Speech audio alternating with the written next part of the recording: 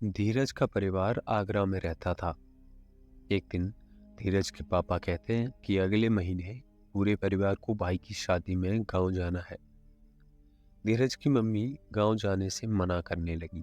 उस सड़े हुए गांव में मैं कभी नहीं जाऊंगी। एक तो इतना दूर है, ऊपर से वहां लोग बहुत काम करते हैं। मुझे काम करने की बिल्कुल आदत नहीं है, और वहां लाइट भी नहीं है। धीरज के पापा कहते हैं अब गांव का एरिया पहले जैसा नहीं रहा, रोड पड़ गया है। अपने दोस्तों से कार मांग लूंगा, उससे चलते हैं ना। धीरज अपनी माँ से कहता है चलो ना मम्मी, बहुत मजा आएगा। वैसे भी कई दिन हो गए हम कहीं घूमने नहीं गए। उसकी माँ कहती है ठीक है चलेंगे, लेकिन वहाँ कार से पहुँचने में भी 20 घंटे से ज़्यादा का टाइम लगता है। इसलिए खाना घर से बनाकर ले जाना पड़ेगा। खाना तुम्हारे पापा ही बनाएंगे बेटा। उसके पापा बोलते हैं उसकी ज़रूरत नहीं पड़ेगी, क्योंकि मैंने सुना है कि अब वहां सड़क पर कई सारे ढाबे खुल चुके हैं। शादी से 2 दिन पहले धीरज, उसके पापा और उसकी मम्मी कार से गांव की तरफ निकल पड़ते हैं। चलते चलते उन्हें रात हो गई थी। सड़क पर घनघोर अंधेरा था। साई साई करती हवा का झोंका आ रहा था। सन्नाटा सा छाया हुआ था। धीरज अपने पापा से कहता है पापा ये रास्ता बहुत वीरान है, डर के मारे मुझे तो सुसु ही आ गई है। ऐसा सुनते ही उसके पापा ने कार को रोक दिया। फिर धीरज बोलता है क्या हुआ पापा, कार क्यों रोक दी? उसके पापा उससे जवाब देते हुए कहते हैं तुम्ही ने तो कहा था सुसु आ रही है, जाओ पहले सुसु करके आओ। धीरज कहता है मैं इतने अंधेरे में बाहर नहीं जाऊंगा। उसके पापा कहते हैं सुसु रोकना अच्छी बात नहीं बेटा, हम लोग हैं तो तुम्हारे साथ, इतना डरते क्यों हो, जाओ सुसु करके आओ। धीरज ने कार का दरवाजा खोला। जैसे ही पैर जमीन पर रखा, उसका पैर एक हड्डी पर पड़ा। धीरज डर के मारे चिल्ला पड़ा। उसके पापा कहते हैं क्या हुआ? धीरज कहता है पापा यहाँ किसी की हड्डी पड़ी हुई है। उसके पापा और मम्मी कार से बाहर निकले। डरने की जरूरत नहीं है, शायद कोई जंगली जानवर होगा, इसे यहाँ पर लाया होगा, तुम सुसु करके जल्दी से कार में आ जाओ। अचानक धीरज के परिवार को रोड पर 3-4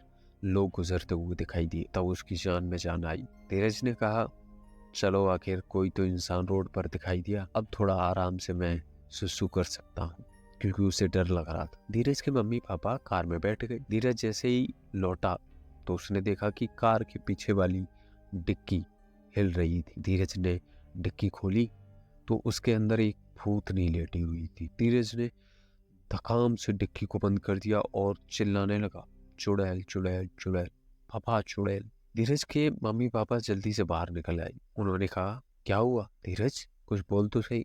धीरज पूरी तरह से डर गया। वो हकला कर बोलता है पापा डिक्की के अंदर एक भूत भूतनी बैठी है, मैंने अभी डिक्की खोल कर देखी थी। उसके पापा कहते हैं अच्छा चलो मैं डिक्की खोल कर देखता हूँ। उसके पापा ने डिक्की खोलकर देखने से पहले उन 3-4 लोगों से जो कुछ देर पहले ही उनके पास से गुजर गए थे, वो लोग अचानक कहीं गायब हो गए थे। सड़क पर दूर दूर तक कोई नहीं दिख रहा था। आखिरकार सुशील ने, उसके पिताजी ने डरते हुए डिक्की खोली। डिक्की में सामान के अलावा कुछ भी नहीं था। उसके पापा धीरज से कहते हैं धीरज लगता है तुम्हारा दिमाग खराब हो गया है, कुछ भी तो नहीं है यहाँ पर, चलो जल्दी कार में बैठो। ऐसा वो गुस्से के साथ कहते हैं धीरज से। तीनों कार में बैठ जाते हैं और चल दिए।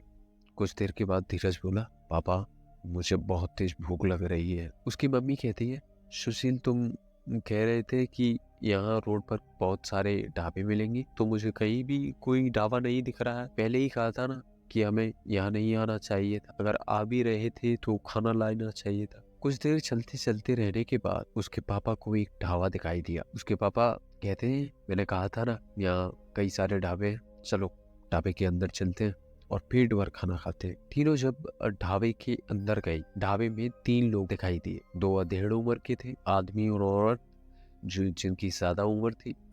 एक जवान लड़की थी जिसके हाथों में कुछ दारांती जैसा कुछ था। वो धीरज के पास आकर बोली कहिए क्या खाएंगे? धीरज के पापा कहते हैं जो भी ताजा हो ले आओ जल्दी से, भूख बहुत तेज लग रही है। लड़की जब पलट कर गई तो तीनों ने देखा कि लड़की के बालों में 2 कटे हुए हाथ लटक रहे थे। धीरज, सुशील और सुमन, मतलब धीरज, धीरज के पापा और उसकी मम्मी, उन तीनों का मुंह सूख गया था। सुमन ने सुशील के कान में कुछ कहा। सुशील पानी का जग लेने के बहाने उस कमरे की तरफ गया जहां खाना बन रहा था। सुशील देखता कि अधेड़ आदमी एक भगोने से 2-3 कटे हुए हाथ निकालकर कढ़ाई में गर्म करने के लिए डाल रहा, जो कि ज्यादा उम्र का था। सुशील ने सुमन के पास आकर धीरे से कहा, यहाँ कुछ गड़बड़ तो जरूर है, हमें यहाँ से निकलना चाहिए। तीनों चुपचाप दबे पांव गेट की तरफ बढ़ने लगे, लेकिन तभी धारांती वाली लड़की जिसके हाथ में धारांती तेज धार तलवार वो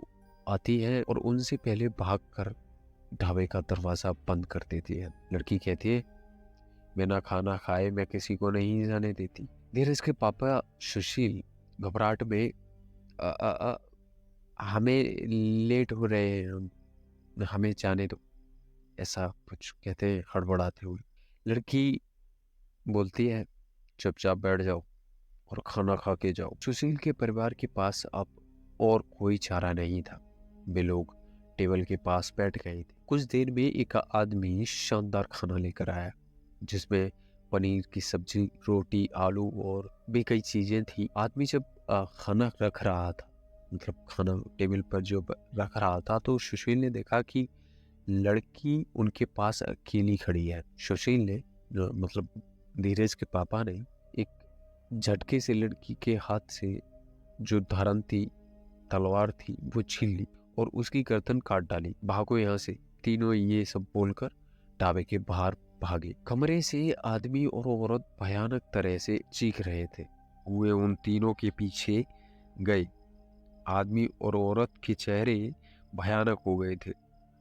सुशील का परिवार कार में बैठ गया और सुशील ने कार स्टार्ट कर दी, मतलब उसके पिताजी ने कार स्टार्ट कर दी वहां से भागने के बाद। पीछे भूत और भूतनी ने उनकी कार पकड़ रखी थी। धीरज के पापा ने बहुत कोशिश की, लेकिन कार आगे नहीं बढ़ पा रही थी। आखिरकार उनसे बैक गियर डल गया और कार तेजी से पीछे की ओर चल दी।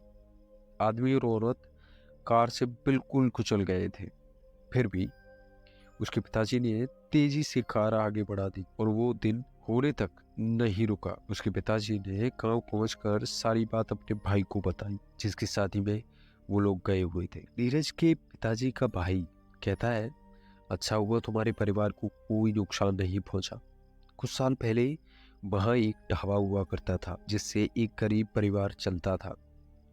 परिवार में 3 लोग थे, आदमी, औरत और उनकी जवान लड़की। कुछ जवान लड़के ढाबे में खाना खाने के लिए आए थे। उन्होंने लड़की के साथ बदतमीजी करना स्टार्ट कर दिया। जब लड़की के पिताजी ने विरोध किया तो लड़के ने, जो लड़का खाना खाने आए थे, उन्होंने रिवॉल्वर निकाली और आदमी और औरत को वहीं पर मार दिया। उसकी लड़की को भी मतलब रेप करने के बाद गोली मार दी। उसी परिवार की आत्मा उस रोड पर भटकती रहती है और वहाँ ढाबा होने का भ्रम पैदा करती है।